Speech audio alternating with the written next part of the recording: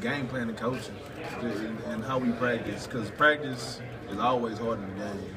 I mean, it's been times during practice where I done caught several cramps, locked up, and during the game, I mean, everything just seems a lot slower the way we prepare, the way Coach Mullen has practice set up, and the way our defense coordinators have, film, and the way we read our keys and stuff. It just makes everything a lot easier for us. The first 2 years, they had a dual threat quarterback, and then when you faced him last year, Sean White was starting. He's more of a pocket passer. They've got both types of quarterbacks in the running for the starting job this year. What were the differences that you noticed in the offenses versus, when they had the dual threat versus the pocket passer? When they had Nick Marshall,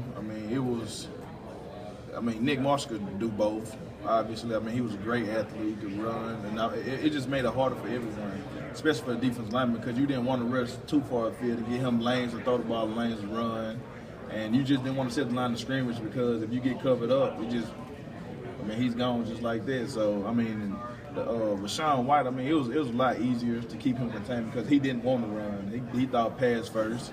He was a good passer, so he thought pass first, and it just makes it easier when you don't have a quarterback that can do the stuff that Nick Marshall did. It makes it a lot easier. When you see a team like South Carolina pop up on the schedule this year, they won 3 games last year. Do you have to guard against complacency? Last time we played Arkansas, they beat us. South Carolina. South Carolina, they beat us. So that memory will stick with you. Yes, sir, it will. That's the only thing on my mind. That was my first year playing. Right. So we got the guys up under us. They still remember that game. But last year we played them, we lost. So that's what's just go get a W. AJ, what's it like to play against Leonard Fournette? You get some hits on him. What's he like to tackle? It's kind of crazy because you never think a guy that big and that fast could just be just like he's right there. And then you never realize how fast he is until you just look up and you see him on a jumbotron after he just scored a 50-yard touchdown. You're like, dang, he can move. It's pretty crazy, man. Did you get some hits on him last year, or did you? I did. He's a tough guy to bring down. I see why. I couldn't be mad if I see a defensive back, not want to tackle him because he was kind of hard for me to tackle. Mm-hmm. So he's a great running back. Is he the best in the nation? Is he the best in the nation? We're gonna see this year. Mm-hmm. As a defensive end, how have you tried to embrace and welcome Jefferson onto the team?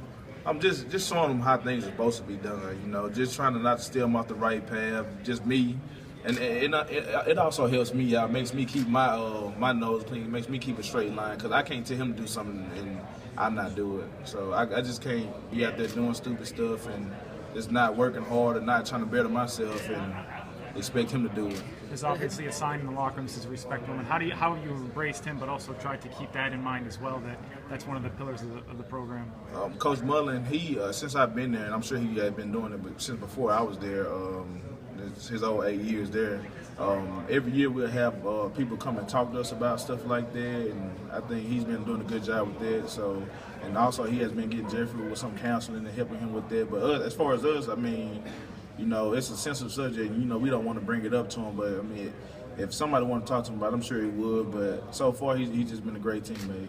Has he seeked out veterans, or have you guys had to come up to him and kind of? He seeked out us. So because no one wants to make a mistake like that. And I'm sure he realized that's something that could have altered anything down to like how his life would have ended up. So he's a guy who wants to get better and knows he messed up and just trying to do the right thing. There's been a lot of talk about the length of that suspension too. Do you have any opinion on that? I feel like Coach Mullen and the rest of the coaching staff, I feel like they're doing a good job trying to get him where he needs to be as far as with counseling and just making him a better person. So I feel like they know what's best for him. Is one game enough to get the message across, in your opinion?